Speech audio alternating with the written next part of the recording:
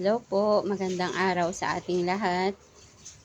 Ngayon naman po ay nag-crave kami na kumain ng carbonara. At kanina po ay bumili ako ng bacon. At ang nabili ko ay napakataba naman pala. Yan. So yan po yung binili kong bacon. Yan ang pangalan niya.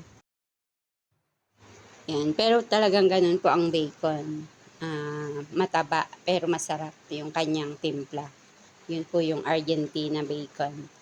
At bumili rin po tayo ng carbonara Pinoy style. At kasama po dito na binili natin ay yung century tuna at jolly mushroom. Yan. So yan po yung magiging ingredients ng ating carbonara. Yan po yung bacon kanina.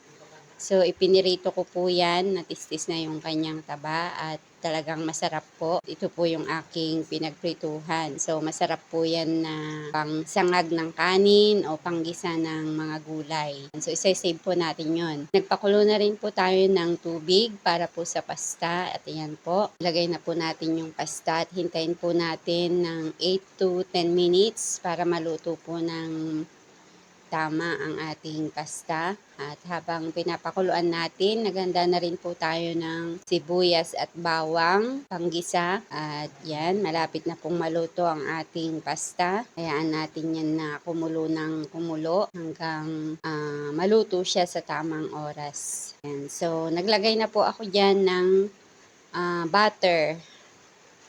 Mga 2 kutsarang butter.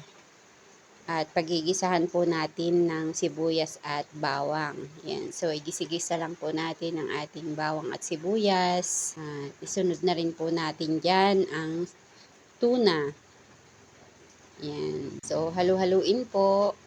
At sabay na rin nating ilagay ang mushroom na hiniwa-hiwa. Yan. So, igisa lang po natin saglit. Yan. Halu-haluin. At pagkatapos po ay isunod na rin natin dyan ang sauce na kasama po nung pasta kanina. Yan. So, yan po ay magkasama na yung pasta at saka yung kanyang sauce. Yan. So, inihalo ko na po ang carbonara sauce. At tinagdagan po ito natin ng Nestle cream para mas maging creamy. Yan. So, inihalo ko po dyan. So, napakasarap po nito.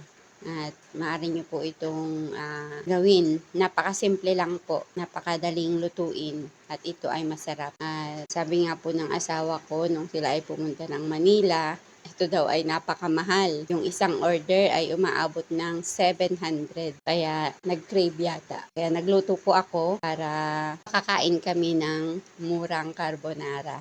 Yan. So kahit hindi tayo pumunta sa mamahaling restaurant ay makakatikim tayo ng napakasarap na carbonara. So yan na po ang ating finished product ng carbonara. So yung pong bacon kanina na niluto ko ay yan po yung ginawa naming topping. So let's enjoy!